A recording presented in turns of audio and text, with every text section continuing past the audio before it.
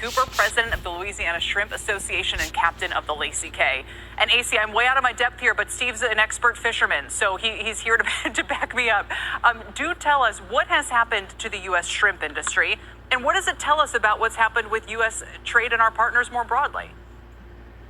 We know they bring in so many shrimp to this country. They bring up running 2 billion. You said 1.6 billion, but it's really around 2 billion and over. I think it exceeded 2.3 billion.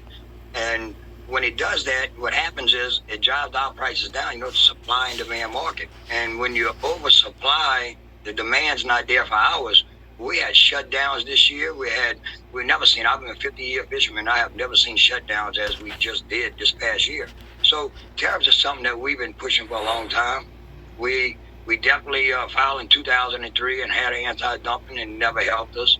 We just filed another one in 4 countries, and hopefully that helps. But nothing can help with the supply they bringing in here. It's just overwhelming this industry. India and Ecuador look like they're 2 of the big. So is it dumping? Do you think they're kind of dumping the product here below market price, AC? And do you export at all? So if we do tariffs and your industry benefits, and as a result, I don't know if that would drive up U.S. prices, but would there be any kind of retaliation, or are you insulated from that? No, I think we're insulated from that. We don't do much export, and most of the stuff comes in, like you said, 93. I think it's right at 94% now that comes into the country that the country consumes. And we done lost our whole industry because of it. This industry is on a downfall. This past year was one of the worst years we ever seen. You know, in '80s we made more money than we make now because inflation went up and our prices steady going down. You know, we're talking about record lows that we have never seen in our past.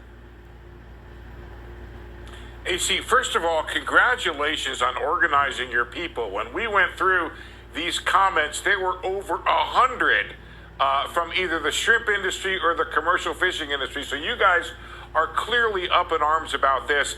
Unfortunately, I have to ask the bad economic question. What do you say to Americans who say, look, I love my cheap shrimp. Why should I pay more if I can get it from overseas? I'm going to give you a good one. The UK tests 50% of shrimp coming into the country because they're so tainted with antibiotic residues. And you just don't know what you're eating when you go into a restaurant. We're doing testing here in Louisiana, and people using our culture to sell imported shrimp. It's just overwhelmingly what we're finding.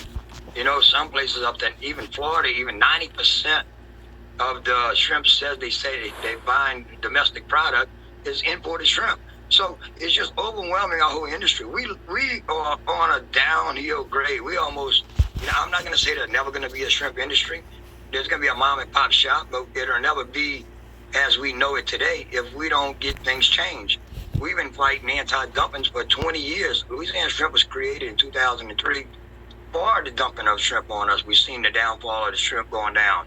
And yet, here we are, 2025, and we still dealing with the same issues.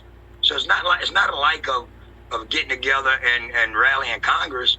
You know, we do that ourselves. I sit on Louisiana Shrimp Task Force, and we've been watching it all the time. It just, to get them to actually take a bite of this is just hard for them to do. They just won't do it. At U.S. Bank, when we say we're in it with you, we mean it. Not stuff, but for all the hard work it took to get there. We are